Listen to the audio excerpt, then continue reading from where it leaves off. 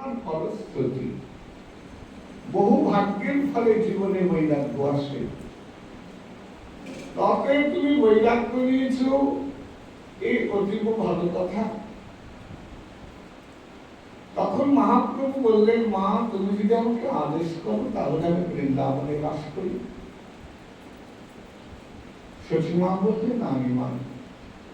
বৃন্দাবন বহু দূরের পথ, সেই বৃন্দাবন করে যদি চলে যাও তাহলে আমি তোমার কুশল সংবাদ কিছুই জানতে পারবো না। আমি বলি কি, তুমি নীলাচলে কলিধামে জগন্নাথ ক্ষেত্রে বাস করো। জগন্নাথ কলিযুগের সাক্ষাৎ প্রকট বিগ্রহ, দারু ব্রহ্ম। সেখানে আনন্দবাজারে মহাপ্রসাদ যত্রতত্র করে থাকে, কখনো অন্নের অভাব হয় না কারো। তুমি বাকি জীবনটা নীলাচলে কলিধামে বাস করো। মাতৃভক্ত শিরোমণি গৌর সুন্দর শচীমায়ের কথা মেনে নিয়ে মাতৃবাক্য শিরোধার্য করে আজকে নিতাই চাঁদ সহ 4 ভক্ত সঙ্গে নিয়ে নীলাচলের পথে, পুরীধামের পথে যাত্রা করেছে। মহাপ্রভু যখন যাত্রা করেছেন পুরীধামের পথে, কৃষ্ণ নাম সংকীর্তন কৌতূহলে মহানন্দে মহাপ্রভু চলেছেন। পথে কোন দানি তাকে বিঘ্ন করছেন না। মহাপ্রভুর আবেশে সবাই আবিষ্ট, কেননা মহাপ্রভুর স্বরূপটাই তো বাবা স্বরূপ জাগানো স্বরূপ। যে স্বরূপ দেখতে পারে জীবের অনাদি অনন্তকালে নিজ স্বরূপ জাগ্রত হয়, সেই স্বরূপটাই হচ্ছে গৌর স্বরূপ। তাই আজকে মহাপ্রভু সমস্ত জীবের প্রতি কৃপা করে জীবের স্বরূপ জাগিয়ে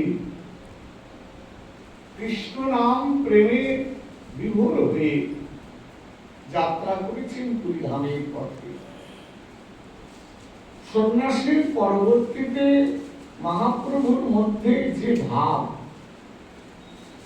সে ভাবটা হচ্ছে সম্পূর্ণ বাবা রাধা ভাব। তিনি রাধা ভাবে বিবাহিত। বিশ্বভানু দুলারী শ্রীমতী রাধারানী ওই কিশোরী মণির ভাবে তিনি বিবাহিত হয়েছেন। কৃষ্ণ হচ্ছেন অখণ্ড রসস্বরূপ, আর রাধারানী হচ্ছেন অখণ্ড মহাভাব স্বরূপা।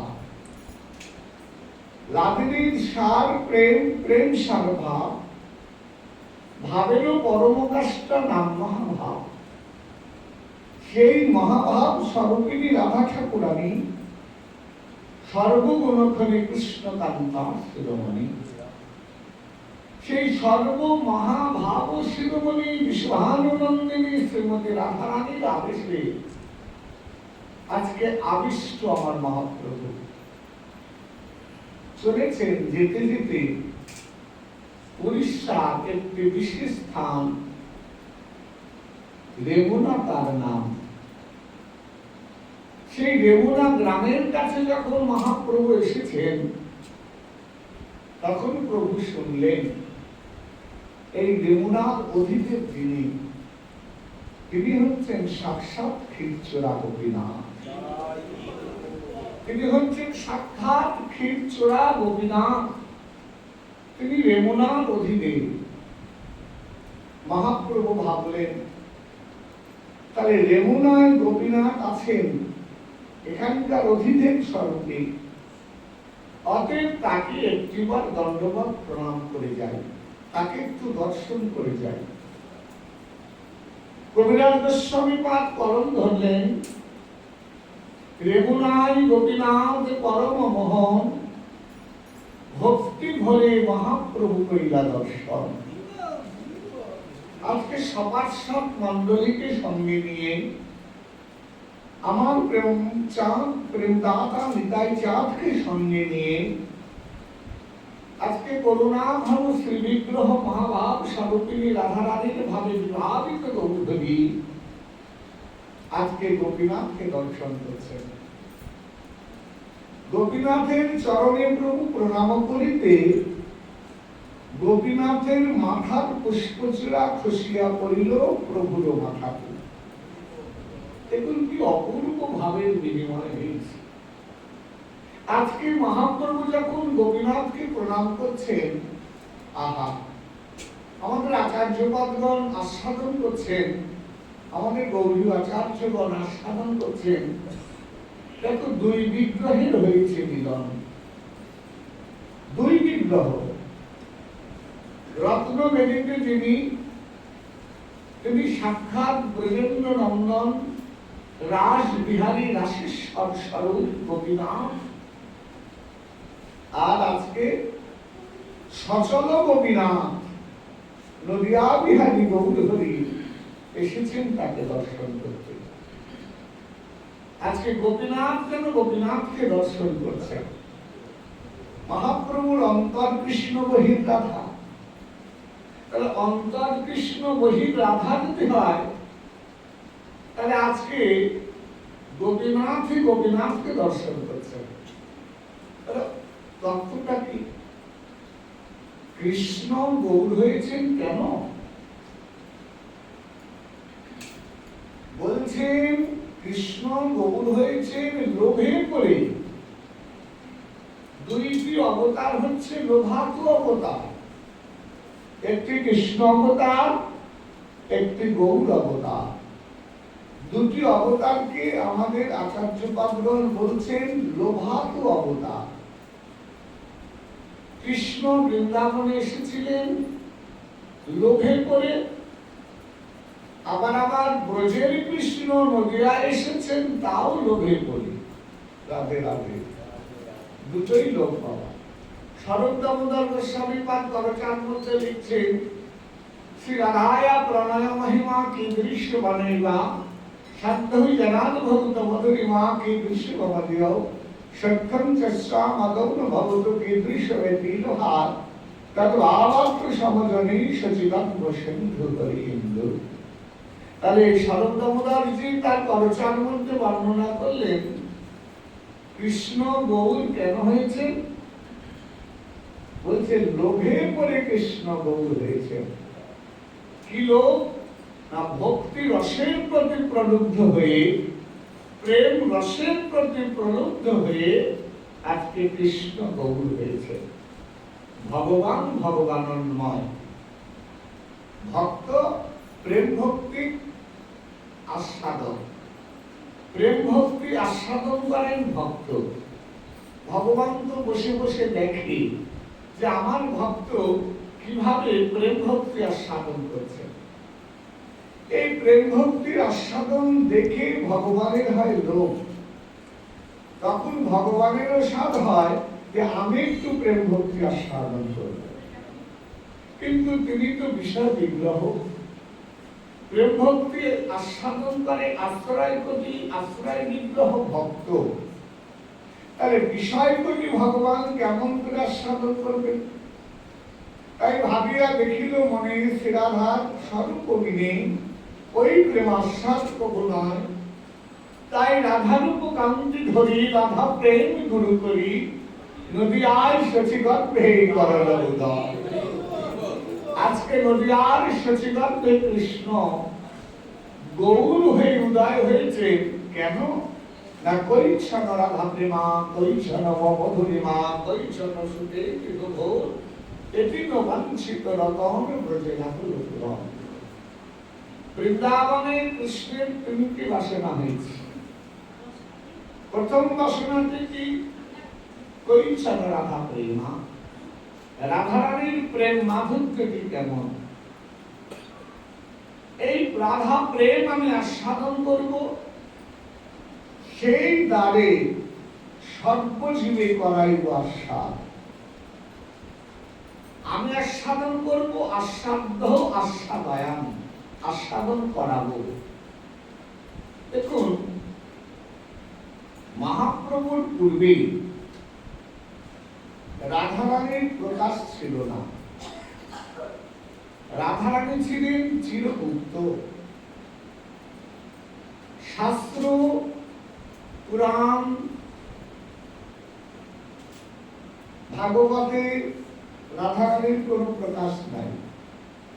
শাস্ত্র পুরাণে রাধারানীর প্রকাশ আছে, কিন্তু সেটি বড় গুপ্ত। কেন? তথাকথিত সমাজচারী সম্প্রদায় রাধারানীকে মেনে নিতে পারেন নাই। এক কথায় সেই সময় রাধারানী ছিলেন উপেক্ষিতা। রাধারানী হচ্ছে গুপ্ত তত্ত্ব, নিগম তত্ত্ব। তথাকথিত মহাজনদের পক্ষে সেই রাধা তত্ত্ব অনুভব করবার মতো সামর্থ্য ছিল না। রাধারানী যে কি তত্ত্ব, এই তত্ত্বটাই তারা অনুভব করতে পারেন নাই। সেই জন্য সেই সময় যুগল বিগ্রহ বলতে লক্ষ্মী নারায়ণ, রাম, সীতা এবং শিব পার্বতীকে বোঝানো হতো। রাধা কৃষ্ণের কোন যুগল বিগ্রহ কোন মন্দিরে সেবিত হতেন না। ভারতবর্ষের যত কৃষ্ণ মন্দির আছে সমস্ত মন্দিরে বাবা একা কৃষ্ণ সেবিত হতেন। মহাপ্রভু কৃপা করে জগতের কাছে রাধারানীকে প্রকাশ করলেন, রাধা প্রেমের প্রকাশ করলেন, রাধা তত্ত্বের প্রকাশ করলেন, রাধারানীর মহিমাকে প্রকাশ করলেন। তাই বৈষ্ণব কবি বলেছেন না, যদি গোড়া না হইত কেমন হইত, কেমনে ধরিতাম দে রাধার মহিমা প্রেম রস সীমা জগতে জানাত কি। মধুর বৃন্দা বিপিন মাধুরী প্রবেশ চাতুরিষা মরুজ যুবতী ভাবের ভগবতী শপথি হইত তার। গাও কোন কোন শ্রী গৌরাঙ্গের গুণ সরল করিয়াম, এ ভব সাগরে এমন দয়াল নাহি আর একজন। গৌরাঙ্গ বলিয়া নাগেন বলিয়া কামনে ধরিলাম দে, বাসুদোষ হইয়া পাশা করিয়া বলনা করিল কি। অতএব রাধারানী চিরগুপ্ত। রাধারানীকে প্রকাশ করলেন করুণা করে শ্রীমান মহাপ্রভু। তিনি রাধা তত্ত্বের প্রকাশ করেছেন, রাধারানীর মহিমা প্রকাশ করেছেন, রাধারানীকে জগতের কাছে প্রকাশ করেছেন, রাধা কৃষ্ণের যুগল সেবা জগৎকে প্রদান করেছেন। আমাদের সাধ্য সেবা, গৌরীয় বৈষ্ণবের সাধ্য সেবা হচ্ছে, সাধ্য স্থান হচ্ছে নিত্য বৃন্দাবন, নিত্য নিকুঞ্জ। আর সেই নিত্য নিকুঞ্জের অধিদেব হচ্ছেন আমার রাধা মাধব, সেই ব্রজেন্দ্র নন্দন শ্রীকৃষ্ণ। সেই রাধা কৃষ্ণের যুগল সেবাই হচ্ছে গৌরীয় বৈষ্ণবের সাধ্য সেবা। এটা মহাপ্রভুর মহাদান। মহাপ্রভু কৃপা করে জগৎকে এই অমূল্য সম্পদ দান করেছেন। শুধু তাই নয়, জীব অনাদি অনন্ত কাল ধরে কৃষ্ণ দাস। জীবের স্বরূপ কি বাবা? কৃষ্ণ দাস। জীবেরও স্বরূপ জীব নিত্য কৃষ্ণ দাস। এটা অনন্ত অনন্ত অনন্ত কাল ধরে চলছে। কিন্তু আমার গৌরহরি চিন্তা করলেন, দাস মানে তো সেবক, দাস মানে তো ভৃত্য, এক কথায় দাস মানে তো চাকর। তাহলে দাসত্ব করতে করতে এক সময় বাবা দাসের পদোন্নতি ঘটে। কি ঘটে না? নিম্ন স্তর থেকে উচ্চ স্তরে পদোন্নতি ঘটে। তাহলে জীব অনাদিকাল ধরে করছে কৃষ্ণ দাসত্ব, তাহলে জীবের কি পদোন্নতি হবে না? তাহলে কি পদোন্নতি? তা করুণা করে গৌরহরি এবার আমাদের পদোন্নতি করিয়ে আমাদের জগতের জীবকে দান করলেন রাধা দাস্য। অতএব রাধা কিঙ্করী, আমাদেরকে রাধা কিঙ্করী করলেন। এটাই মহাপ্রভুর ছিল অনার্পিত দান। যে ধন কোন যুগে কোন কালে অর্পণ হয় নাই, সেই অনার্পিত সেবা হচ্ছে রাধা কিঙ্করিত্ব প্রদান। অখিল জীবকে গৌরীয় বৈষ্ণবকে মহাপ্রভু কৃপা করে রাধা কিঙ্করিত্ব দান করেছেন। আমাদের স্বরূপে আমরা কৃষ্ণ দাস হলেও গুরুদেব কৃপা করে আমাদেরকে রাধা কিঙ্করী দাসত্ব প্রদান করেছেন। হয় সুখী অনুগত্য, না হয় মঞ্জুরি আনুগত্য। এই দুই আনুগত্যের মধ্যে দিয়ে কৃষ্ণ ভজন করতে হবে। চৈতন্য চরিতামৃতে শ্রীপাদ রামানন্দ মহাপ্রভুকে বলেছেন, রাধা কৃষ্ণের লীলা হয় অতি দুরূহতর, শান্ত দাস্য বাৎসল্যাদিতে না হয় গোচর। শুধু এক সখীগণের আছে অধিকার, সখী হইতে এই লীলা হয় বিস্তার। সখী লীলা করে সখী লীলা সাদয়, সখী বিনে এই লীলা পুষ্টি নাহি হয়। সখী ভাব বিনে ঐশ্বর্য জ্ঞানে, ভজিলে নাহি মিলে বাবা ব্রজেন্দ্র নন্দনে।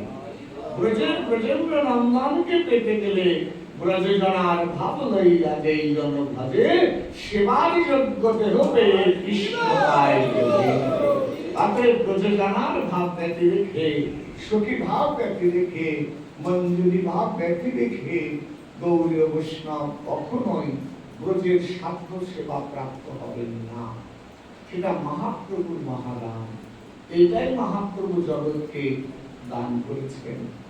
তাই আজকে রাধারানীর মহিমা জগৎকে জানাবেন, নিজে আস্বাদন করবেন, জগৎকে আস্বাদন করাবেন। দ্বিতীয় পরিচ্ছন্ন মধুরিমা, আমার মধ্যেই বাকি মাধুর্য রয়েছে, কৃষ্ণের মধ্যে রয়েছে অনন্ত মাধুর্য। একটি নয়, অনন্ত মাধুর্য।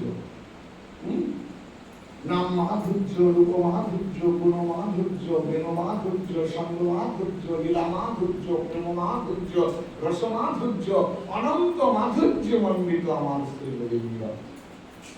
এই অনন্ত মাধুর্যকে যিনি অশেষে বিশেষে আস্বাদন করেন, তিনি কে? তিনি হচ্ছেন আমার ভারুদুলারে বিশ্বভানুনন্দিনী রাধা। আজকে পরিচ্ছন্ন সুখেতে হব, এই সমাধুর্য, কৃষ্ণের যে সমাধুর্য আস্বাদন করছেন রাধারানী। আজকে কৃষ্ণের লোভ হচ্ছে আমি নিজের মাধুর্যকে নিজে আস্বাদন করব। রাধারানীর মধ্যে আছে কোন রস? রাধার মোহিনী শক্তি যারে করে বস। চৈতন্য চরিতামৃতে কবিরাজ গোস্বামী কলম ধরেছেন যে আমার মধ্যে কি আছে, এটা আমাকে জানতে হবে। তাই কৃষ্ণ নিজ সমাধুর্য আস্বাদন করবেন বলে গৌর হয়েছে। আর এই সমাধুর্যকে আস্বাদন করে রাধারানী কিশুকে বিভোরা হয়ে থাকেন, এটিও আমি আস্বাদন করব। আজকে সেই রস আস্বাদনের বাসনা হয়েছে। তাহলে আমার কৃষ্ণ গৌর হয়েছে কেন? সমাধুর্য আস্বাদন করবার জন্য। অর্থাৎ বৃন্দাবনে তিনি যে মাধুর্য আস্বাদন পরিপূর্ণ করতে পারেন নাই, আজকে সেই মাধুর্যকে আস্বাদন করছেন। বৃন্দাবনে নিজের মাধুর্য দেখে নিজের লোভ হয়েছে, বাবা নিজের লোভ হয়েছে। কবিরাজ গোস্বামী পাদ কলম ধরেছেন, আপন মাধুর্য হরে আপনার মন, আপনি আপনি চাহে করিতে আলিঙ্গন।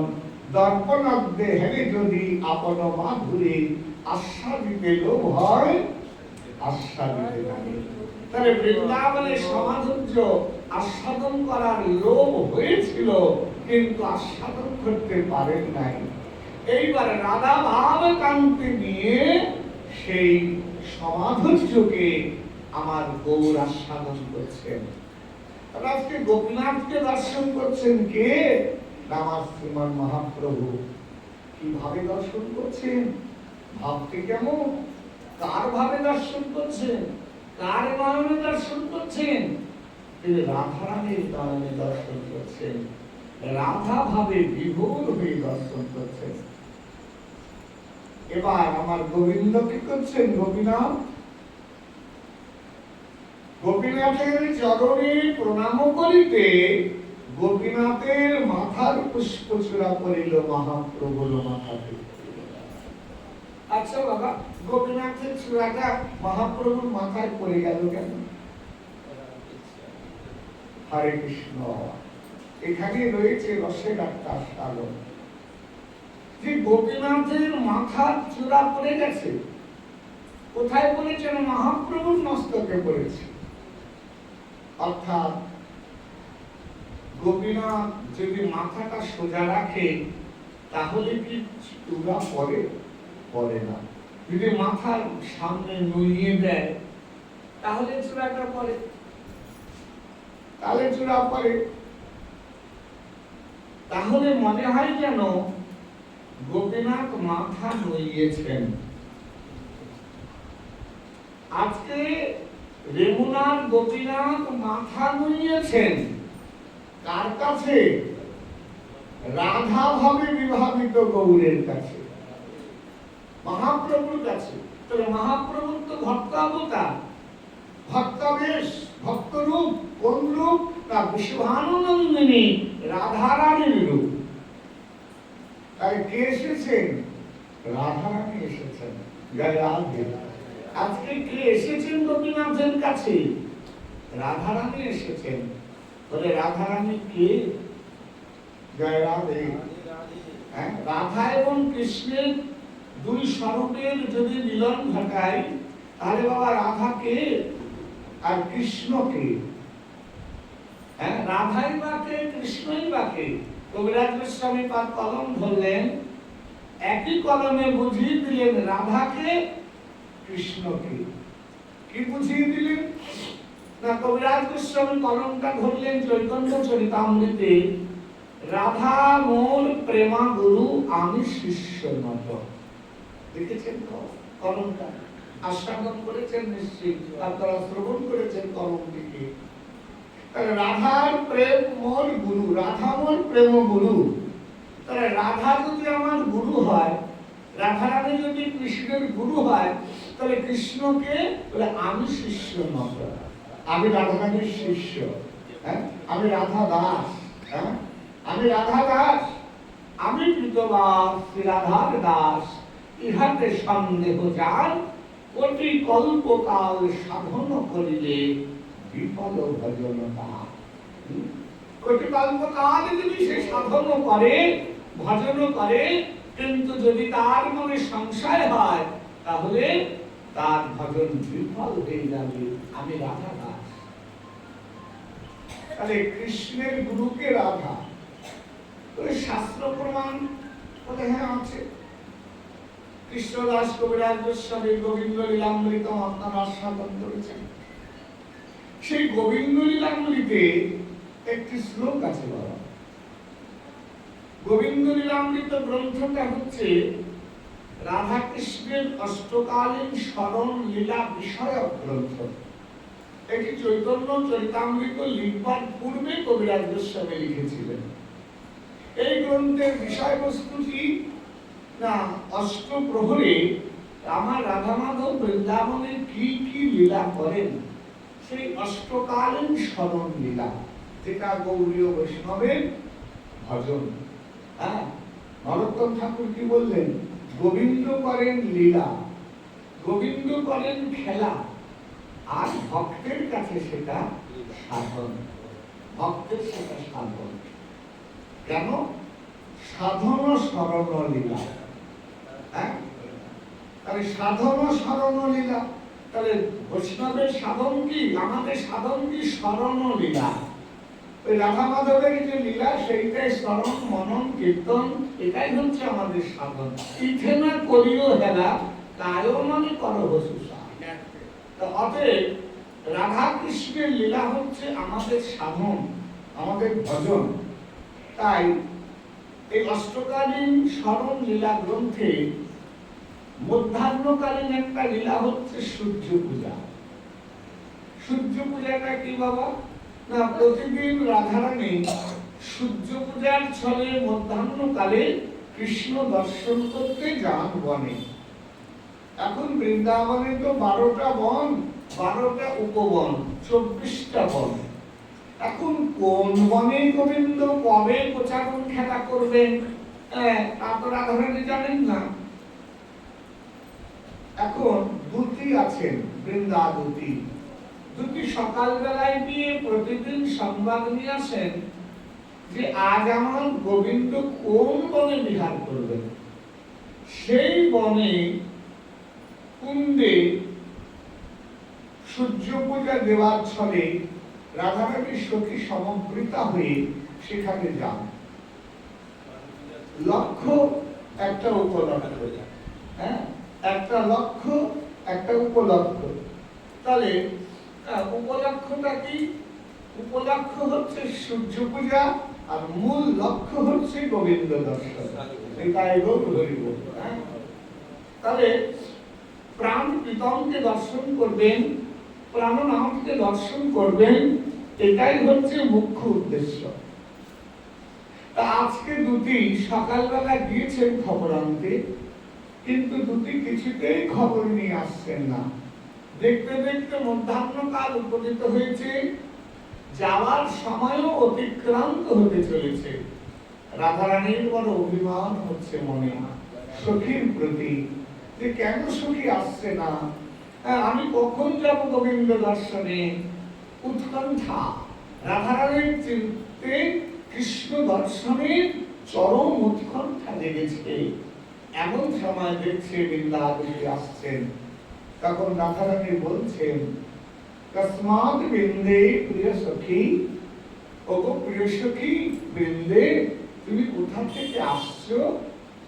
বৃন্দাবতী রাধারানীর শ্রীমুখ মণ্ডল দেখে চিন্তা করছেন, আজ তো আমাদের কিশোরীমণি বড় অভিমান করেছেন, বড় রাগান্বিতা হয়েছেন। অতএব রাধারানীর ছোট্ট কথা, দ্বিতীয় ছোট্ট কথায় উত্তর দিচ্ছেন। কি বলছেন? দুটি বলছেন, হরি পাদমলা, আমি শ্রীহরির চরণ প্রান্ত থেকে, আমি গোবিন্দের পাদ পদ্ম থেকে আসছি। রাধারানী ছোট্ট করে জিজ্ঞাসা করছেন, কোতহংসী, তিনি এখন কোথায় আছেন? দুটি ছোট্ট করে উত্তর দিচ্ছেন, কুণ্ড আর নেই, তিনি এখন রাধাকুণ্ডের নিকটস্থ অরণ্যের মধ্যে, বনের মধ্যে আছেন। রাধারানী জিজ্ঞেস করছেন, তিনি গুরুতে, তিনি এখন সেখানে কি করছেন? দুটি উত্তর দিলেন, নৃত্য শিক্ষা, নৃত্য শিখছেন। রাধারানী চমকে উঠেছেন। কেন? অখিল কলারসের গুরু যিনি, 64 কলারসের গুরু যিনি, যার অঙ্গুলি হেলনে বিশ্ব ব্রহ্মাণ্ড নাচে, আজকে তাকে নাচ শেখাতে পারে এমন শক্তি, এমন নর্তকী কে আছে জগতে? এমন নট কে আছে যে আমার গোবিন্দকেও নাচ শেখাতে পারে? কেন না? দুটি বলেছেন নৃত্য শিক্ষা। নৃত্য করছে বলেন নাই, নৃত্য করছে বললে তাহলে নিজে নিজে নৃত্য করছে, তাহলে গুরু নাই। কিন্তু যখন বলেছেন নৃত্য শিক্ষা, নৃত্য শিখছে, তাহলে সেখানে গুরু আছেন, নিশ্চয়ই একজন প্রশিক্ষক প্রশিক্ষণ দিচ্ছেন। তাই রাধারানীর চতুরিনী রাধারানী জিজ্ঞাসা করলেন, গুরু কে? গুরু আমার বধূকে নৃত্য শিক্ষা করাচ্ছেন, গুরু কে? দুটি উত্তর দিলেন, তম মূর্তি, তোমার মূর্তি হচ্ছে একমাত্র গুরু। নিতাই গৌর হরি বল। তোমার মূর্তিকে গুরু করে প্রতি তরু লতা বিবৃক্ষ যেদিকে চোখ পড়ছে সেই দিকেই তাকাচ্ছেন, আর তার পিছনে পিছনে সপশ্চাতে তিনি দৌড়ে দৌড়ে নৃত্য করতে করতে যাচ্ছেন। ওই যাহা যাহা নেত্র করে তাহা তাহা রাধা হেরে। রাধারানী যেমন যাহা যাহা নেত্র করে তাহা তাহা কৃষ্ণ হেরে, আমার কৃষ্ণ যাহা যাহা নেত্র করে তাহা তারা রাধা হেরে। সর্বত্রই রাধাময় দেখেন। রাধারানী যেমন কৃষ্ণময়ী, কৃষ্ণ যার ভিতর বাহিরে, আমার গোবিন্দেরও বাবা অন্তঃকরণ বহির সব রাধাময়, তিনি রাধাময়। তাই রাধা হচ্ছে গুরু। তাই আজকে রাধা ভাবে বিভাবিত গৌর এসেছেন, তো তাই গোপীনাথ যেন ভাবছেন আমার গুরু এসেছেন, তাই গুরুকে ওই দণ্ডবত করছেন, মাথা নইয়েছেন, আর যেই না মাথা নইয়েছেন অমনি পুষ্পচূড়া কষে আমার মহাপ্রভুর মাথাতে করেছে বলে অভিনন্দন জানালেন। গুরুদেবকে অভিনন্দন জানালেন পুষ্পচূড়া দিয়ে। পুষ্পচূড়া পাইলা প্রভুর আনন্দ হইল, কিছুক্ষণ তিনি নিত্য গীত কীর্তন করিল, আনন্দে নিত্য গীত স্তুতি উৎফুল্লিত চিত্তে করে এইবার তিনি সেখানে অমৃত পেলি ভোগ সেবা করতে বসেছেন। রেমুনায় গোপীনাথ পরম মহান। এই যে রেমুনা যারা গেছেন তারা দর্শন করেছেন, যারা যাননি একবার চেষ্টা করবেন গোপীনাথকে দর্শন করতে। ভারতবর্ষের বুকে যত কৃষ্ণ মূর্তি আছে বাবা, সব থেকে প্রাচীনতম মূর্তি যদি থাকে তিনি হচ্ছেন রেমুনার ক্ষীরচোরা গোপীনাথ। গোপীনাথের উপরে প্রাচীন মূর্তি আর নেই। বৃন্দাবনে তিন ঠাকুর আছে, গোবিন্দ, গোপীনাথ, মদন মোহন। তারা দাপর যুগের ঠাকুর, দাপরের শেষার্ধে নির্মিত হয়েছিলেন কৃষ্ণের প্রপুত্র বজ্রনাভের হাতে। কৃষ্ণের পুত্র পদ্মম্ন, পদ্মম্নের পুত্র অনিরুদ্ধ, অনিরুদ্ধের পুত্র বজ্রনাভ, এই গোবিন্দ, গোপীনাথ, মদন মোহন এবং শ্রীনাথজি আদি বহু বিগ্রহ তিনি তৈরি করেছিলেন এবং প্রতিষ্ঠা করেছিলেন। কিন্তু পৃথিবীর সব থেকে প্রাচীনতম বিগ্রহ, সেই বিগ্রহই হচ্ছে এই গোপীনাথ বিগ্রহ, যা স্বয়ং ভগবানের হাতে নির্মিত। পৃথিবীতে যত বিগ্রহ নির্মাণ হয়েছে কোনো ভক্তের দ্বারা, কোনো রাজার দ্বারা, কোনো সাধকের দ্বারা, কিন্তু ভগবানের হাতে ভগবান নির্মিত একটি বিগ্রহ, তিনি হচ্ছেন এই গোপীনাথ বিগ্রহ। বলবেন ভগবান কিভাবে ভগবানকে নির্মাণ করলেন? এটা হচ্ছে ত্রেতা যুগের ঘটনা। ত্রেতা যুগে পিতৃসত্য পালন করতে ভগবান যখন রামচন্দ্র বনে গিয়েছিলেন চিত্রকূট পর্বতে, তখন চিত্রকূট পর্বতের অপূর্ব শোভা দেখে রামচন্দ্র বসে বসে সেই শোভা দর্শন করছেন। আর দেখছেন চিত্রকূট পর্বতের পাদদেশে সব রাখাল বালকরা গরু চড়াচ্ছেন। সেই দৃশ্য দেখে আজ আমার শ্রীরামচন্দ্র মৃদু মৃদু হাসছেন। সীতামা গিয়ে বললেন, প্রভু তুমি এমন করে হাসছো কেন একা একা? রামচন্দ্র বললেন, জানো কি, তুমি জানো কি, আগত দাপর যুগে আমি ওই রকম গোপ বালক হয়ে বৃন্দাবনে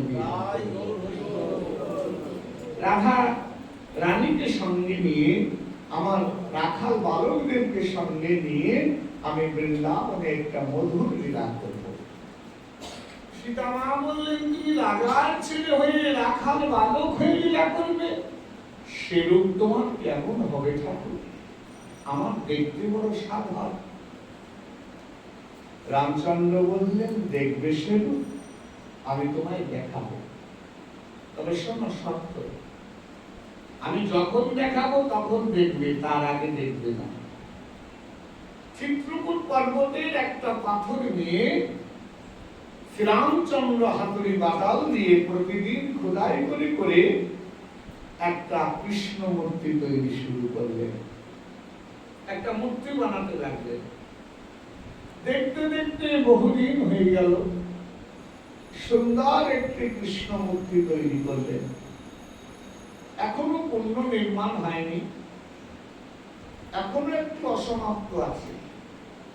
পাথরের গায়ে মূর্তিটিকে খোদাই করে তৈরি করা হয়েছে। এবার পাথরটা কেটে বাদ দিয়ে মূর্তিটিকে প্রকাশ করবে। দুপুর হয়ে গেছে, রামচন্দ্র স্নান করবার জন্য নদীতে গেলেন। সীতামা চিন্তা করলেন, কি বানান প্রভু, প্রতিদিন কি বিগ্রহ তৈরি করে, আজকে আমি একটু দর্শন করি। তখন সীতামা গিয়ে কাপড় খুলে সেই বিগ্রহ দর্শন করলেন। যেই না বিগ্রহের দিকে তাকালেন, দেখলেন এক অপূর্ব অভিনব বিগ্রহ, হাতেতে মুরলী, গলে বনমালা, ত্রিভঙ্গ বাঁকা, মাথায় মোহন চূড়া, এক অপূর্ব রূপে বিনোদ বিহারী। আমার বধূর সব বাবা সুন্দর, সে হচ্ছে বিনোদ, সে হচ্ছে বাবা বিনোদ, বিনোদের সব বিনোদ। কি বাবা, তাই তো? রাধারানী বলেছেন না, আমার বধূ সে বিনোদ রায়। আমার বধূ হচ্ছে বিনোদ রায়, বধূ সে বিনোদ রায়। বিনোদ চিকুরে বিনোদ বলিয়া বিনোদ বিনোদ রায়। বিনোদ কপালে বিনোদ তিলক, বিনোদ বিনোদ সাজে, বিনোদ অধরে বিনোদ মুরলী, বিনোদ বিনোদ বাজে। বিনোদ গলায় বিনোদ মালা, বিনোদ বিনোদ দোলে, কোন বিনোদিনী গেঁথেছে মালা, বিনোদ বিনোদ। হরি বল, হরি বল। বিনোদ পটিতে বিনোদ ধটিতে, বিনোদ বিনোদ সাজে, বিনোদ চরণে বিনোদ নুপুর, বিনোদ বিনোদ বাজে। কহে শ্যামানন্দ বিনোদ নাগর, বিনোদ কদম্ব তলে, কত বিনোদিনী বিনোদে হইয়া কলসি ভাসাল জলে, আমার বধূ সে বিনোদ রায়। বাবা কত বিনোদিনী, মহাজন কি কলম দিলেন, কত বিনোদিনী বিনোদে হেরিয়া কলসি ভাসাল জলে। বলে তারা কলসি ভাসিয়ে দিয়েছে, ওই রূপ দেখতে দেখতে তাদের কলসি যমুনার কালে ভেসে গেছে। বলে কোন কলসি? পিতলের কলসি, মাটির কলসি, সোনার কলসি? বলে না। বলে কোন কলসি? বলে তাদের কুল কলসি ভাসিয়ে দিয়েছে। কেন? বলে কুলে গোবিন্দ মেলে না বলে তারা কুল কলসি ভাসিয়ে দিয়েছে। কুলে গোবিন্দ মেলে না। তুমি যে কুলেই জন্মগ্রহণ করো না কেন, ব্রাহ্মণ ক্ষত্র বৈশ্য শূদ্র অধম চণ্ডাল, যে কুলেই জন্মগ্রহণ করো না, কুলটা বড় নয়। সব থেকে তুমি বড় কুলে জন্মেছ, তুমি মানব কুলে জন্মেছ, এটাই বড় কথা।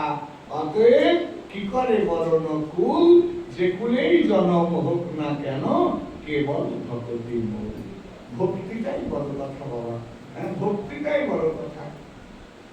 অতএব সামমের পরমরূপম পুরি বন্ধু পুরি বরাহা।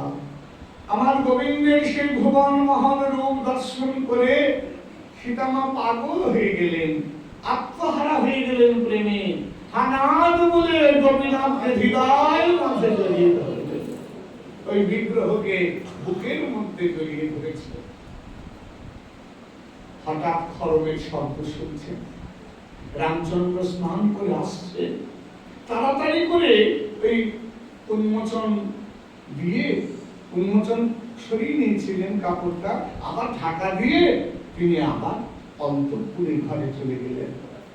রামচন্দ্র খাওয়া দাওয়া করে বিশ্রাম করে বিকাল বেলায় আবার যখন হাতুড়ি বাটাল নিয়ে ওই বিগ্রহ তৈরি করতে গেল, যেই মাত্র বিগ্রহের গায়ে বাটাল বসিয়ে হাতুড়িতে আঘাত করেছে, অমনি বিগ্রহের অঙ্গ থেকে ফুলকি দিয়ে রক্ত ঝরঝর করে রক্ত পড়ছে। রামচন্দ্র অবাক হয়ে গেলেন, বিস্মিত হয়ে গেলেন যে বিগ্রহের অঙ্গ থেকে রক্ত ঝরছে কেন? তাহলে তো বিগ্রহ জাগ্রত হয়ে গেছে, তাহলে তো বিগ্রহ জাগ্রত হয়ে গেছে। সীতা, সীতামা ছুটে এসেছেন। তুমি কি বিগ্রহ দর্শন করেছ? তুমি কি বিগ্রহকে স্পর্শ করেছ? সীতামা বললেন, হ্যাঁ প্রভু। তুমি প্রতিদিন কি বানাও, আমার মনে বড় সংশয় হয়, তাই আজ আমি বিগ্রহ দর্শন করে আত্মহারা হয়ে প্রেমে বিগ্রহকে হৃদয় মাঝে জড়িয়ে ধরেছি। রামচন্দ্র বললেন, তোমার হৃদয়ের স্পর্শ পেয়ে, তোমার হৃদয়ের প্রেমের স্পর্শ পেয়ে বিগ্রহ জাগ্রত হয়ে গেছে। বাবা সেবকের সেবার গুণে, সেবকের প্রেমের গুণে, সেবকের প্রীতি যুক্ত ভালোবাসার গুণে বিগ্রহ জাগ্রত হয়ে যায়। বিগ্রহ পিতলের থাকে না, বিগ্রহ অস্ত্র ধাতুর থাকে না, বিগ্রহ পাথরের থাকে না, বিগ্রহ কাঠের থাকে না, বিগ্রহ মাটির থাকে না, বিগ্রহ চিন্ময় হয়ে যায়। বিগ্রহ চেয়ে খায়, কথা বলে, বলে না বাবা? কি গো, সনাতন গোস্বামীকে মদন মোহন বলেনি আমি রুটি আর খেতে পারি না, আমাকে একটু নুন দিয়ে একটু রুটি করে দিতে পারো না? হ্যাঁ, সনাতন গোস্বামী মদন মোহনকে বলেছেন তোমার জন্য বিষয়ের বাড়িতে গিয়ে লবণ চাইতে পারবো না, আজকে তুমি লবণ চাইবে, কালকে ঘি চাইবে, মন্দা চাইবে, মিঠা চাইবে, নবমী চাইবে, আমি কোথায় পাবো? আমি কি সর্বত্যাগী বাবাজি, বৃক্ষ তলায় বাস, নেড়া মাথা ছেঁড়া কথা অঙ্গে বহির ব্যাস, লোক জিজ্ঞাসিলে করি পরা চৈতন্যের দাস। এই তো তাদের পরিচয়, এই তো তাদের সেবা, এই তো তাদের কঠিন ভজন। বাবা বিগ্রহ কথা বলে, সেবার মতো সেবা করলে বিগ্রহ কথা বলে। আজকে রামচন্দ্র বললেন ভক্তের পরশে বিগ্রহ লেগে গেছে। কেন? তোমরা রাধারানীর কথা শোনোনি? রাধারানী কৃষ্ণ বিরহে আত্মহারা হয়ে মাথুর পর্যায়ে চোখের কাজল দিয়ে পদ্ম পাতার মধ্যে একটা কৃষ্ণ মূর্তি এঁকেছিল। হ্যাঁ, মূর্তি অঙ্কন করে ললিতা বিশাখাকে বললেন দেখ আমি আমার গোবিন্দকে এঁকেছি, দেখ আমার এই দেখ আমার গোবিন্দ। ললিতা বিশাখা মূর্তি দেখে ছবি দেখে বললেন রাধে তুমি তো গুরু ধরে অঙ্কন শিখেছ, অঙ্কন ভুল হয়েছে কেন? রাধারানী বললেন কি ভুল হয়েছে? তুমি ধরা দিয়েছো, চূড়া দিয়েছো, মালা দিয়েছো, বাঁশি দিয়েছো, অধরে হাসি দিয়েছো, ত্রিভঙ্গ বঙ্কিম ঠাম এঁকেছো, কিন্তু চরণ দাওনি কেন? ছবির পা কোথায়? কৃষ্ণের চরণ কই? রাধারানী বললেন আমি ইচ্ছা করেই দেইনি। বলে কেন? বলে একবার বধু চলে গেছে, আবার যদি চলে যায় তাই চরণ দেই নাই। সুখীরা বললেন রাধে এ তো ছবি, এ তো বিগ্রহ চিত্রপট। রাধারানী বললে বলা তো যায় না, তোদের মতো ভক্তের হৃদয়ের প্রেমের বিগ্রহ জাগ্রত হয়ে যেতে পারে, চিত্রপট বিগ্রহ জাগ্রত হয়ে আবার আমারই ছেড়ে চলে যাবে, তাই আমি ছবিতে চরণ দেই না। তাই বাবা ভক্তের প্রেমে, ভক্তের ভালোবাসায় ভগবান জাগ্রত হন। রামচন্দ্র বললেন সীতা বিগ্রহ জাগ্রত হয়েছে, এখন সেবা করতে হবে। রামচন্দ্র গুহার মধ্যে বিগ্রহ প্রতিষ্ঠা করলেন, প্রতিদিন বনফলে বনফুলে বিগ্রহ সেবা করতে লাগলেন। এদিকে ভরত বারবার সে রামচন্দ্রকে অযোধ্যায় ফিরিয়ে নিয়ে যেতে চাইছিলেন। দাদা তুমি একটিবার অযোধ্যায় ফিরে চলো। রামচন্দ্র দেখলেন চিত্রকূট পর্বতে থাকলে পরে এক সময় ভারতের অনুনয় আমি ফেলতে পারবো না, আমাকে পিতৃসত্য পালনের জন্য 14 বৎসর বনবাসী হয়ে থাকতে হবে, আমি চলে যাব। সংকল্প করলেন দক্ষিণে গোদাবরী তীরে পঞ্চবটি বনে তিনি চলে যাবেন। সীতামা ঘুমিয়ে আছে, ঠাকুর লক্ষণ ঘুমিয়ে আছে। গভীর রাত্রে রামচন্দ্র ব্রহ্মাকে স্মরণ করলেন। ব্রহ্মা এলেন, প্রভু তুমি আমাকে ডেকেছো কেন? কি সেবা করবো বলো? রামচন্দ্র বললেন ব্রহ্মা এই গুহার মধ্যে বিগ্রহ রইল, গোপীনাথ বিগ্রহ, তুমি প্রতিদিন ব্রহ্ম মুহূর্তে সেই গোপীনাথকে সেবা করবে। সেই থেকে ব্রহ্মা প্রতিদিন ব্রহ্ম মুহূর্তে হংস পৃষ্ঠে চড়ে গোপীনাথের সেবা করে চিত্রকূট পর্বতে। দেখতে দেখতে ত্রেতা যুগ চলে গেল, দ্বাপর যুগ চলে গেল, কলিযুগ এলো। যখন কলিযুগ এলো তখন আজ থেকে ধরুন প্রায় 1000 বছর আগের কথা বলছি। তখনকার দিনে উড়িষ্যার যিনি রাজা ছিলেন তিনি সস্ত্রীক উত্তর ভারত ভ্রমণে গিয়েছিলেন রথে করে। চিত্রকূট পর্বত যখন দর্শন করছেন রানী হঠাৎ ধূপের গন্ধ পেলেন। ধূপের গন্ধ অনুসরণ করে গুহার মধ্যে ঢুকে দেখলেন এক মনোময় বিগ্রহ সদ্য কে যেন পুজো করে গেছে। রাজাকে বললেন, মহারাজ দেখে যান, এই নির্জন গুহার ভিতরে এক মনোময় বিগ্রহ, গোবিন্দ বিগ্রহ, আমি এই বিগ্রহ নিয়ে যাব। রাজা বললেন, অন্যের সেবিত বিগ্রহ, ধূপ জ্বলছে, প্রদীপ জ্বলছে, বনফুলের প্রকাশ রয়েছে, তুমি কেমন নেবে রানী? আমাদের তো জগন্নাথ আছেন। এমন সময় দৈববাণী হলো গুহার মধ্যে, রাজা আমাকে তুমি তোমার সঙ্গে নিয়ে চলো, আমি রাজ সেবা গ্রহণ করব। ভগবানের ইচ্ছা রথে করে বিগ্রহ তুলে রানীকে সাথে নিয়ে উড়িষ্যার পুরী মন্দিরের দিকে যাত্রা করলেন। যেতে যেতে রেমুনায় যখন গাড়ি আসলো, গরুর গাড়িটা রথ আসলো, তখন রথের চাকা ভেঙে গেল। কি করবেন এখন? একটা গাছের তলায় বিগ্রহকে বসিয়ে রাজা রানী চিন্তা করছেন, রাত্রে কি সেবা দেব, কিছুই তো নেই। হঠাৎ দেখে দূরে দূরে আশেপাশে একটু গোয়ালাদের বাড়ি। আপনারা যারা রেমুনায় গেছেন তারা নিশ্চয়ই দর্শন করেছেন বাবা, এখনো জায়গাটা কত নির্জন। খুব দূরে দূরে কিছু বাড়িঘর আছে গোয়ালাদের, গেছে তো?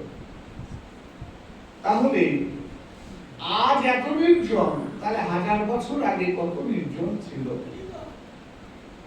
কয়েকটা গোয়ালাদের বাড়ি।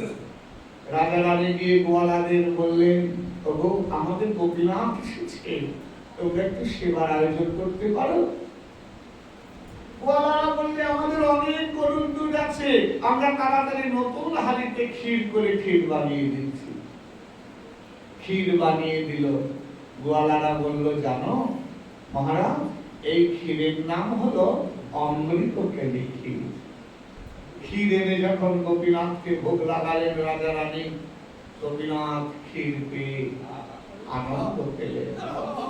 তিনি তো বাবা ক্ষীর ভোকা, ননি ভোকা, হ্যাঁ, ক্ষীর স্বর নবনী, এর প্রতি যে বড় লোভ, প্রলুব্ধ, হ্যাঁ, কি বাবা, হ্যাঁ, একে প্রলুব্ধ, তাকে ক্ষীর খেয়ে গোপীনাথ হলো লুব্ধ। লুব্ধ হয়ে রাজাকে রাত্রে স্বপ্ন দিলেন, শোনো রাজা, বলে কি, আর আমি এখান থেকে যাব না, তুমি চলে যাও, আমি এখানে থাকবো, ওই গোয়ালাদের ক্ষীর আমি প্রতিদিন সেবা করবো। হ্যাঁ, গোয়ালাদের ক্ষীর আমি প্রতিদিন সেবা করব। সেই থেকে গোপীনাথ রাজা মন্দির করে দিলেন, গোপীনাথের সেবা প্রকাশ হলো। সেই থেকে রেমুনায় গোপীনাথ প্রতিষ্ঠিত। আজকে মহাপ্রভু এসেছেন সেই গোপীনাথকে দর্শন করতে। নিতাই চাঁদ মহাপ্রভুকে গোপীনাথের মহিমা বলছেন। নিত্যানন্দ কাহে প্রভু গোপীনাথের বড় খ্যাতি। কিসে খ্যাতি? ক্ষীর চোরা গোপীনাথ, এই তার খ্যাতি। ভগবানের বড্ড খ্যাতি। কি খ্যাতি বাবা? ক্ষীর চোরা গোপীনাথ। জয় শ্রী রাধে রাধে রাধে। এটা তার বড় খ্যাতি গো, বড় প্রশস্তি। লীলাশুক বিল্লমঙ্গল, হ্যাঁ, লীলাশুক বিল্লমঙ্গল তো অন্ধ ছিল বাবা। বৃন্দাবনে, হ্যাঁ, যমুনার তীরে ধীর সমিধে বিল্লমঙ্গল ঠাকুর ভজন করতেন। সেখানে একটা ভাঙা কুঠিয়া ছিল, সেই কুঠিয়াতে বিল্লমঙ্গল ঠাকুর ভজন করতেন। আপনারা বৃন্দাবনে গেছেন, ধীর সমীর, হ্যাঁ, পাশেই রাসস্থলী। সেই ধীর সমীর হচ্ছে এমন একটি জায়গা, গৌড়ীয় বৈষ্ণবদের কাছে সেটা একটা পরম প্রেমের পীঠস্থান। কেননা গৌড়ীয় বৈষ্ণবদের এটাই চিন্তা, গোবিন্দ আর কোথাও বৃন্দাবনে থাক বা না থাক, এই ধীর সমীরে গোবিন্দ আছে। কেন না, জয়দেব গোস্বামী কলম লিখেছেন, ধীর সমীরে যমুনা তীরে বসতি বানৌ মালিচন্দ্র। অথবা আমার গোবিন্দের বসতি কোথায়? বলে আর কোথায় থাকবা না, থাক এই ধীর সমীরে তার বসতি। বলে ধীর সমীরে বসতি কিভাবে হয়েছিল? না ওই বিলাসিত বিল্বমঙ্গল প্রতিদিন গান গাইতো, আর গান শুনবার জন্য আমার গোবিন্দ গোপাল রূপে প্রতিদিন আসতো। তা বিল্বমঙ্গলের একটা লাঠি ছিল বাবা, অন্ধের লাঠি, অন্ধের দৃষ্টি একমাত্র সম্বল। তা বিল্বমঙ্গল ওই লাঠিটাকে হাতছাড়া করতো না, সারাক্ষণ বুকে নিয়ে রাখতো। শুলে পরে ওটাকে জড়িয়ে ধরে শুয়ে থাকতো। একদিন গোপাল এসে বলছে, ঠাকুর, ও বিল্ল ঠাকুর, বলে কি? বলে এই লাঠিটার মধ্যে কি আছে? তুমি লাঠিটাকে হাত ছাড়া করো না, সঙ্গ ছাড়া করো না, সারাক্ষণ বুকের মধ্যে জড়িয়ে ধরে রাখো কেন? এই লাঠিতে কি আছে গো ঠাকুর? বিল্বমঙ্গল বলছে, গোপাল, আমি গান গাই, তুমি আসো, গান শোনা হয়ে গেলে তুমি চলে যাও, কিন্তু তোমার বিরহ তো আমি সইতে পারি না। তখন এই লাঠিটা তোমার সঙ্গ সুখ দেয় আমাকে, এই লাঠির মধ্যে আমি তোমার অঙ্গগন্ধ পাই। কেন? কেন? এই লাঠিটার এক মাথা তুমি ধরো আর এক মাথা আমি ধরি। লাঠিটা বিল্বমঙ্গলের লাঠিটার অগ্র মানে আগের দিকটা গোপাল ধরে, পিছনের দিকটা বিল্বমঙ্গল ধরে। এবার বিল্বমঙ্গল অন্ধ যেখানেই যেতে চায় গোপাল থেকে পথ দেখিয়ে সেখানেই নিয়ে যায়। প্রতিদিন বৃন্দাবন ঘোরায় বিল্বমঙ্গলকে কৃষ্ণ। এখন কৃষ্ণের হাতে স্পর্শ আছে, তাই বিল্বমঙ্গল বলে, আমি ওই লাঠিতে তোমার হস্তস্পর্শ পাই, তোমার অঙ্গগন্ধ পাই। গোপাল বলছে, ও বুঝেছি, তুমি ওই লাঠিটার মধ্যে আমার অঙ্গ স্পর্শ উপলব্ধি করো, তাহলে তাহলে ওর তো আরেকটা মাথা আছে, সেটা তো তুমি ধরো। তাহলে আমি যদি লাঠিটা চুরি করি, তাহলে আমিও ভক্তের অঙ্গ স্পর্শ পাবো। আমার ভক্ত তো লাঠিটা ধরে। গোপাল বলছে, যে কোনো প্রকারে লাঠিটা আমার চুরি করতে হবে। তার পরের দিন এসেছে, বিল্বমঙ্গল এমন গান গাইছে আর গোপাল নুপুরের ধ্বনি করে বাঁশি বাজিয়ে এমন নৃত্য করছে। হ্যাঁ, বিল্বমঙ্গল অন্ধ, বাইরে দেখতে পায় না, কিন্তু ভিতরে বাবা সব দেখতে পায়। ওরে ভিতরে কোথায় দেখে? ওরে হৃদ নববৃন্দাবনে, এই হৃদ নববৃন্দাবনে গোপালকে দেখতে পায়। গোপালের নৃত্য দেখে বিল্বমঙ্গল ভাবাবেশে অচৈতন্য হয়ে পড়েছে। যেই না অচৈতন্য হয়ে পড়েছে বাবা, গোপাল দেখে এই সুযোগ, আর দেরি করবো না, ওই লাঠিটা দিয়ে পালিয়ে গেছে। ভাবাবেশে বিল্বমঙ্গল পড়ে আছে, সন্ধ্যা হয়ে গেছে। এক ব্রজবাসী বাবা একটু দুধ নিয়ে এসে বলছে, ও ঠাকুর, ও গোসাইজি, তুমি আজকে মাধবপুরি করতে আমাদের বাড়ি যাওনি কেন? পথ চেয়ে চেয়ে বাকি বেলা হয়ে গেল, তাই তো দুধ নিয়ে এলাম। তো বিল্বমঙ্গল ঘুম থেকে উঠে ওই জেগে গিয়ে ভাবটা কেটে গেছে, খুঁজছি খুঁজছি, আমার লাঠিটা কোথায় গেল? লাঠি? বলে হ্যাঁ, আমার লাঠিটা কোথায় গেল? ব্রজবাসী বলছে, কই এখানে তো কোনো লাঠি নেই। বলে লাঠি নেই? বলে না। বলে তাহলে আমার লাঠিটা কে নিল? বিল্বমঙ্গল কাঁদতে শুরু করেছে। এই মা, একটা লাঠির জন্য এমন করে কাঁদে বুঝি? আমাদের বাড়িতে কত গরু চালানো, গরু মারা লাঠি আছে, আমি কালকে তোমার জন্য একটা লাঠি নিয়ে আসবো। বিল্বমঙ্গল বলছে, না না না, আমার ওই লাঠিটাই চাই, তোমার নতুন লাঠি আমার লাগবে না। ব্রজবাসী দুধ দিয়ে চলে গেল, অভিমান হয়েছে, লাঠি চুরি হয়ে গেছে, মনের দুঃখে বিল্ল ঠাকুর দুধও খেলেন না, পড়ে আছে দুধ সেইভাবে, মনে মনে ভাবছে লাঠিটা নিল কে? আমার কাছে তো দুইজন আছে, হয় ব্রজবাসী আসে আর না হলে গোপাল গান শুনতে আসে।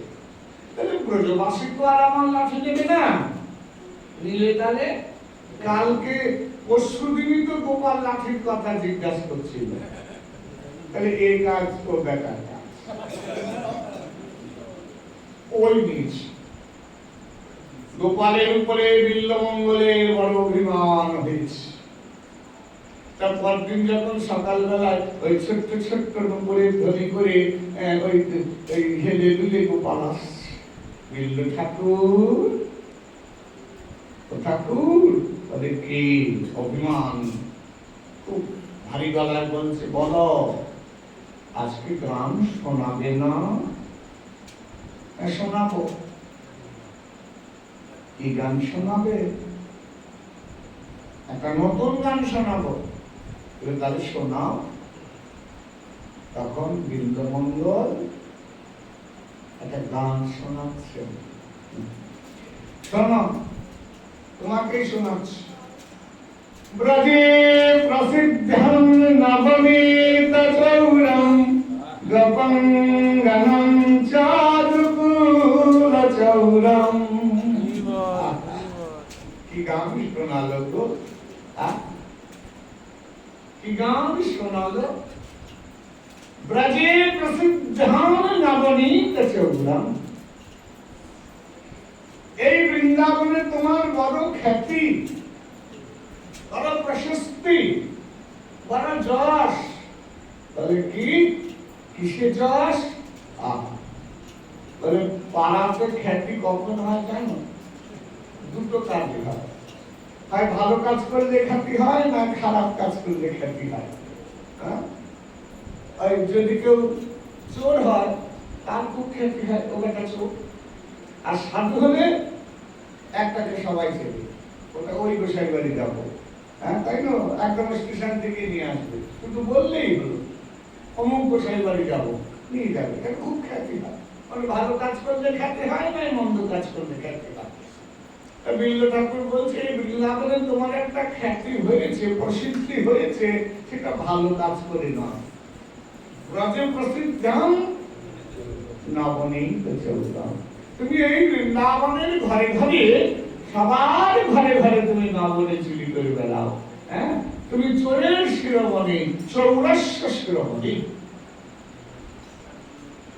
হ্যাঁ, আর কি করো না, গোপীদের বসন চুরি করো। গোপঙ্গনাঞ্চ দুকুল চৌরম, গোপীরা তোমার জন্য স্নান করতে পারে না, বসন রেখে যখন স্নান করে তুমি তাদের বসন গুলো চুরি করে কদম গালে তুলে রাখো। সাধুকে সাধু বললে সাধু খুশি হয়।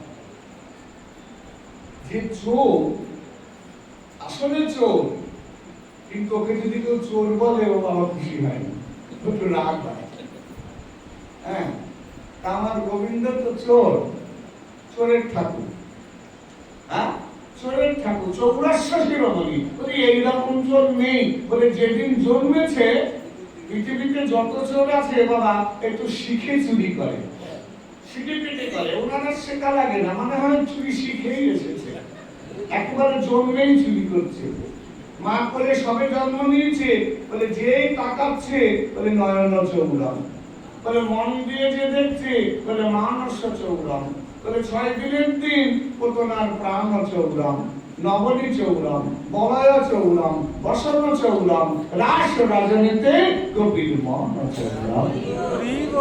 রাস রজনীতে গোপী সুন্দরীদের গোটরা আমাদের মনটাকেই চুরি করে নিয়েছে গো মা। অতএব চোরের ঠাকুর ভাগবত উচ্চকণ্ঠে ঘোষণা করেছে। তাই আজ বলছে, ও তাহলে আমি শুধু চুরি করি, আমি ভালো কিছু করি না। অভিমান হয়েছে গোপালের, বলে একটু ভালো করো, একটু গুণ আছে তোমার, চুরি কিন্তু গুণটা ভালো, সেটা আবার কেমন? জন্মার্জিত পাপরাশি চৌরা। এবার কি বললেন? বলে জীবের জন্ম জন্মান্তরের যে পাপ, হ্যাঁ, জীব জন্ম জন্মান্তর যে পাপ অর্জন করে, তুমি সেই পাপ চুরি করে নাও। বলে কখন নেয়? বললেই নেয়, সবারটা নেয়? বলে না, বলে যে সর্বস্ব ত্যাগ করে তোমার চরণে হ্যাঁ, তুমি তার জন্মার্জিত পাপ রাশি চৌরাম যৎ সারে স্কন্দরিকাৎ সর্ব পাপ হরণ করি। তুমি তোমার নাম যখন ভক্ত স্মরণ করে, তোমার নাম কীর্তন যখন করে, তখন তুমি কি করো না, জীবের জন্মার্জিত রাশি রাশি পাপ চুরি করে দাও। হ্যাঁ, জন্মার্জিত পাপ রাশি চৌরাম। তবে শোনো, বিল্বমঙ্গল বলছে, বলে কি, এই জগতে চোর আছে, তুমিও চোর, কিন্তু একটু পার্থক্য আছে। কি পার্থক্য? বলে এই জগতে চোর একটু বিচার করে চুরি করে, তুমি বাবা বিচারও করো না। বলে কেন? বলে এই জগতে চোর অন্যের ঘরে চুরি করে, নিজের ঘরে করে না, নিজের লোকেরটা করে না, অন্যেরটা চুরি করে এনে নিজের লোককে দেয়, তাই না? চোর চুরি করে বউকে টাকা পয়সা সোনা গয়না এনে দেয়, চোর কি কখনো বউয়েরটা চুরি করে? নিজের স্ত্রীরটা চোর কখনো চুরি করে? করে না। অন্যের থেকে চুরি করে বউয়ের মন প্রসন্ন করতে স্ত্রীকে টাকা পয়সা সোনা গয়না এনে দেয়। আর তুমি এমন চোর, তুমি নিজের লোকের থেকে চুরি, তুমি তোমার নিজের ঘরে চুরি করো। অন্যের ঘরে তো করো করো, তুমি নিজের ঘরেও করো। গোপাল বলছে আমি নিজের ঘর চুরি করি? বলে হ্যাঁ করো করো। কখন বললাম? বলে কেন?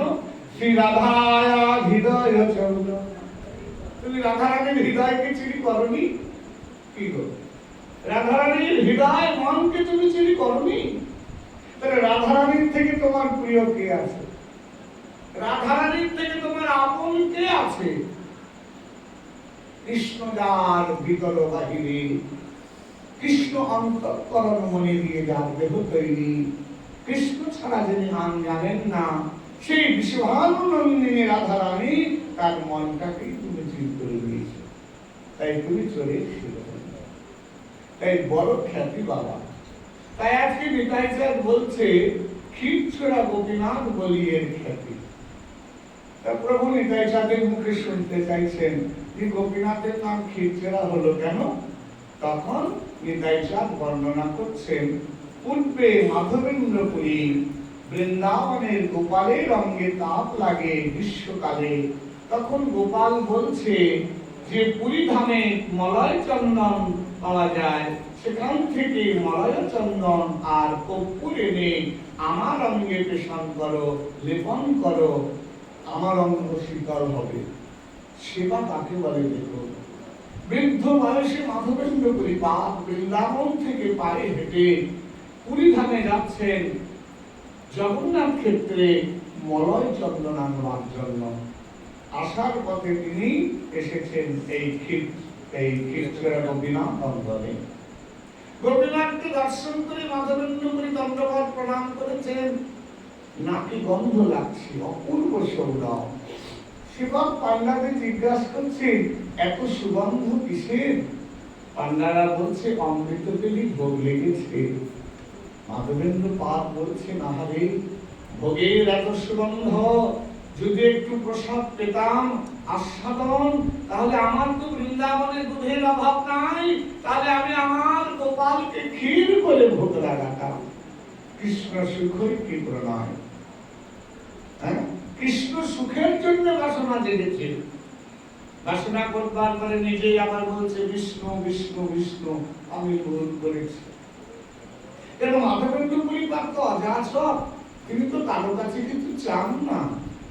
আজকে মনের কোণে অবচেতনে চেয়ে ফেলেছেন, তিনি ক্ষমা ভিক্ষা করে গোপীনাথের কাছে নিকটে এক বটবৃক্ষ তলে হাতের মধ্যে বসে আছেন।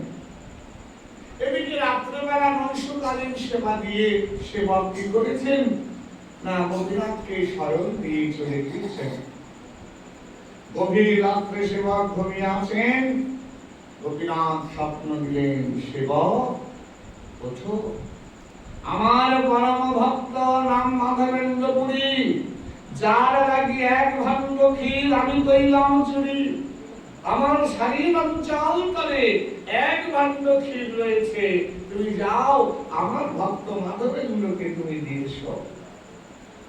তুমি আমাকে 12টি মালসায় ভোগ দিয়েছিলে, আমার ইচ্ছায় তুমি 11টি মালসা এনেছো, একটি মালসা আমি অঞ্চল তলে লুকিয়ে রেখেছি, তুমি জানতে পারো নাই আমার মায়া শক্তির ইচ্ছাতে। তুমি যাও, গিয়ে আমার সেবক ভক্ত তাকে দিয়েছো। ঘুম ভেঙে গেল। সেবক তাড়াতাড়ি স্নান করে মন্দিরে দরজা খুলে ঘৃত প্রদীপ জ্বালিয়ে দেখলে, দেখি এটি গোপীনাথের অঙ্গে এক হাতে বাঁশি ধরে আছেন আর এক হাতে ক্ষীর ভাণ্ড চুরি করে অঞ্চল তলে লুকিয়ে রেখেছেন। সেবক অবাক হয়ে গেলেন, এতকাল সেবা করলাম পাথরের বিগ্রহ, আজ আমি সাক্ষাৎ বিগ্রহের দর্শন পেয়েছি।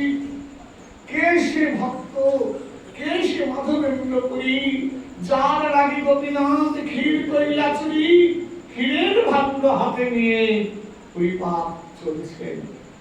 পরিপাককে দেওয়ার জন্য সেবক চলছে। কে মাধবেন্দ্র? বসে বসে নাম কীর্তন করছেন মাধবেন্দ্র, আমি তো আমি, তুমি মাধবেন্দ্র পুরী, দেখো দেখো তোমার লাগি ক্ষীর কইলা গোপীনাথ চুরি, গোপীনাথ তোমার জন্য ক্ষীর চুরি করেছে, ধরো প্রসাদ নাও। ক্ষীরের ভাণ্ড হাতে দিয়ে সেবক মাধবেন্দ্র পুরী পাদের চরণ জড়িয়ে ফেললেন। পুরীপাদ ক্ষীর প্রসাদ পেয়ে মনে হলো যেন জীবনে আর কোনদিন এমন প্রসাদ তিনি পান না। চিরতরে যেন তার ভবক্ষুধার নিবৃত্তি হলো। তুমি আমার প্রতি এত ভক্তবৎসল, আমার প্রতি তোমার এত কৃপা যে তুমি আমাকে দেওয়ার জন্য ক্ষীর চুরি করেছো। জীবনে সব থেকে বড় বদনাম, জগতে সব থেকে বড় বদনাম হলো চোর, চোরের থেকে বড় বদনাম নাই। তুমি সেই বড় বদনামটাই গ্রহণ করলে আমার জন্য। ক্ষীর প্রসাদ এত গোপীনাথের অধরামৃত, সেবা করে টুকরো টুকরো করে ভাতটাকে অঞ্চলে বেঁধে রাখলেন। এটাও তো গোপীনাথের হাতে স্পর্শ হয়েছে, এটাও তো প্রসাদ হয়ে গেছে, এটা ফেলবো কোথায়? তাই তিনি অঞ্চলে বাঁধলেন, প্রতিদিন এক টুকরো করে প্রসাদ গ্রহণ করবেন। চিন্তা করছেন না, এখনই ঋষি ভোর হয়ে যাবে। ঋষি ভোর হয়ে গেলে নগরের মানুষ, গ্রামের মানুষ ছুটে আসবে, গোপীনাথ দেখে আসবে আমাদের অনুষ্ঠানে। গোপীনাথের কাছে না গিয়ে আমাকে দেখতে আসবে। কে সে মাধবেন্দ্র পুরী, যার লাগি গোপীনাথ ক্ষীর কইলা চুরি? আমার খ্যাতি হবে, আমার যশ হবে, আমার সম্মান হবে, আমার প্রতিষ্ঠা বাড়বে। প্রকৃত শুদ্ধ ভক্ত প্রতিষ্ঠা চায় না, সে মনে করে যশ প্রতিষ্ঠা শুকরে নিষ্ঠা। যশ প্রতিষ্ঠাকে শুকরের বিশ্বাস সঙ্গে তুলনা করেছিলেন। এখানে বেশি সময় থাকবো না, থাকলে আমার খ্যাতি যশ হবে, প্রতিষ্ঠা হবে। দেখুন, আমরা প্রতিষ্ঠার পিছনে ছুটছি বাবা, কিসে আমার যশ হবে, কিসে আমার খ্যাতি হবে, কিসে আমার প্রতিষ্ঠা হবে, সেদিকে ছুটছি। আর মাধবেন্দ্র পুরী বা প্রতিষ্ঠার ভয়ে পালিয়ে বেড়াচ্ছেন। প্রতিষ্ঠার ভয়ে পুরী যায় পলাইয়া, পুরী যায় পলাইয়া। পালিয়ে গেলেন সেই রাত্রে। পুরীতে পৌঁছাবেন, পান্ডাদের সেবকদের গিয়ে বললেন, দেখো আমি বৃন্দাবন থেকে আসছি, গোপাল আমাকে স্বপ্ন দিয়েছে, গোপালের অঙ্গে তাপ লাগে, একটু মলয় চন্দন অঙ্গে লেপন করলে তার অঙ্গ শীতল হবে। পুরীর সেবকরা বলছেন, আপনি কি মাধবেন্দ্র পুরী? বলে হ্যাঁ। বলে আপনার খবর আমরা পেয়ে গেছি। কি খবর পেয়েছ? বলে আপনার জন্য গোপীনাথ ঠিক করেছে। দেখুন, সাধক যশ প্রতিষ্ঠা চায় না, যশ প্রতিষ্ঠা সাধকের পিছে পিছে চলে। সাধক চায় না, প্রকৃত শুদ্ধ ভক্ত শুদ্ধ বৈষ্ণব যশ প্রতিষ্ঠা চায় না, কিন্তু যশ প্রতিষ্ঠা তাকে ছাড়ে না, তার সেবা করবার জন্য তার পিছে পিছে যায়। 40 কিলো চন্দন কাঠ, 5 কিলো কর্পূর দিয়ে দিলেন সেবকরা। 2 জন সেবক দিলেন। আপনি বৃদ্ধ কিভাবে নেবেন? সেবকের মাথায় করে দিয়ে যান। সেবকের মাথায় করে সেই চন্দন নিয়ে যখন পুরীপাদ আবার বৃন্দাবনের দিকে যাত্রা করলেন, ভক্তবৎসল গোপাল চিন্তা করলেন, আমার সেবকের কষ্ট হবে, আমার মাধবেন্দ্র পুরীপাদের কষ্ট হবে। ভক্তবৎসল ভগবান ভক্তের কষ্ট সইতে পারে না। অহম ভক্ত পরাধীনম, তিনি তো ভক্তাধীন। তাই কি করলেন? চিন্তা করছেন মাধবেন্দ্র, যাবো তো গোপীনাথকে দর্শন করেই যাই। কথা তো বলেছে আবার, গোপীনাথকে দর্শন করেছেন। সেবক চিনতে পেরে বহুত সম্মান করলেন, ক্ষীর প্রসাদ এনে দিলেন। বললেন, বাবাজি এত রাত্রে কেন যাবেন? পথে বনদস্যু আছে, বহুমূল্য চন্দন কাঠ নিয়ে যাওয়া আপনার উচিত হবে না, রাতটা আপনি এখানে বিশ্রাম করুন। মাধবেন্দ্র পুরীপাদ সেই রাত বিশ্রাম করছেন গোপীনাথ অঙ্গনে। রাত্রে বৃন্দাবনের গোপাল স্বপ্ন দিলেন, মাধব